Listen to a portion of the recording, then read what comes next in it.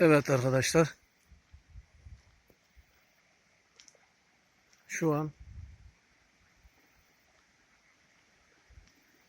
bir şelaleye doğru gidiyoruz. Doğanın içerisinde giderken buraları görüntülemek.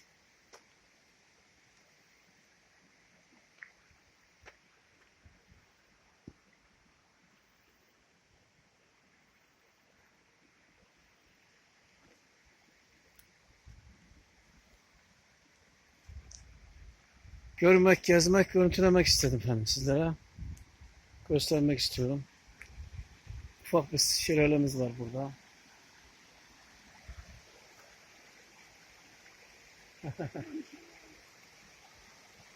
Oo, su sesini dinleyin arkadaş. Şimdi kesin.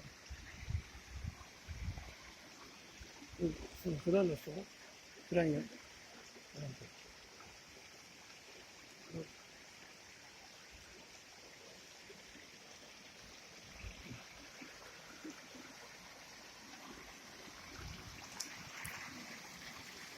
Evet arkadaşlar, işte doğa bu.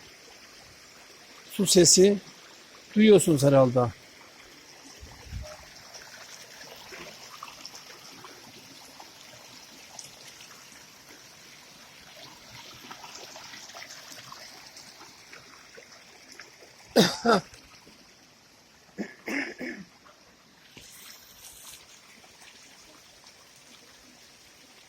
Herhalde burada mermer işi var galiba. Mermer ocağı gibi bir şey bu. Mermer gibi bir kaya var.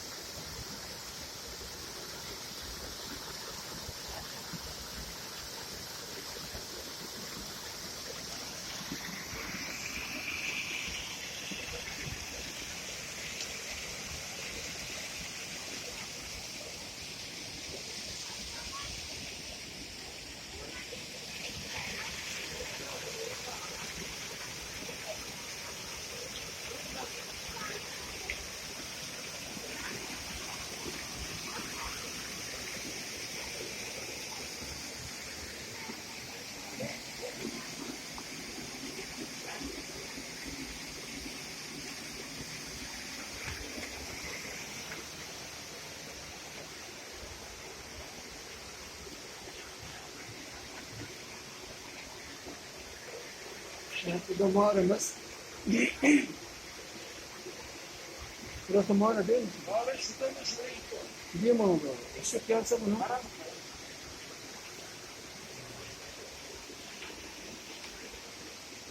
Burası bir mağara. Buraya kadar gidiyor. Bak şu aşağıdan geliyor. Tarafa dönüyor.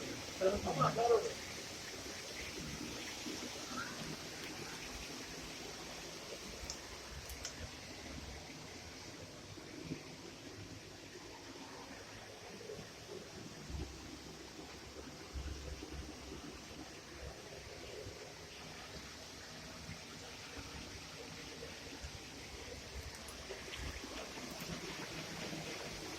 Evet, şeylerle mağara. Mağaralar. Bu büyük. Arkadaşlar bunun üzerinde çalışılmamış. Çalışılmamış. Yani buraya gösterilmemiş yani burası. Hani buranın ileri gelenleri, kaymakam olsun, belediye başkanı olsun.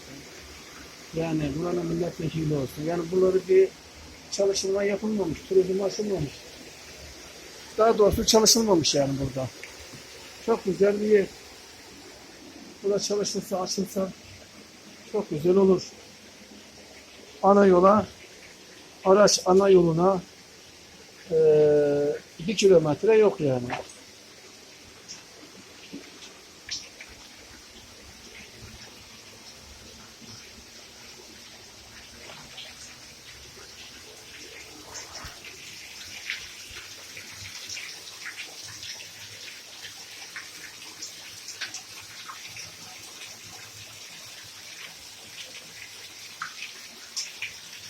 Eğer çalışılsa, bu doğa harikası bir yer.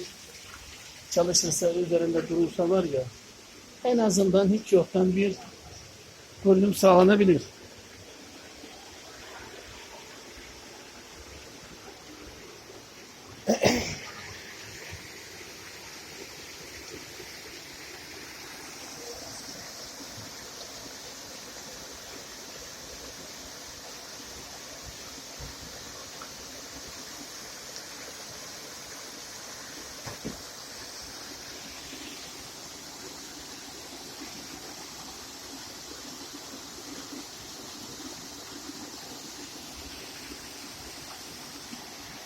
Evet, herkesi saygıyla selamlıyorum.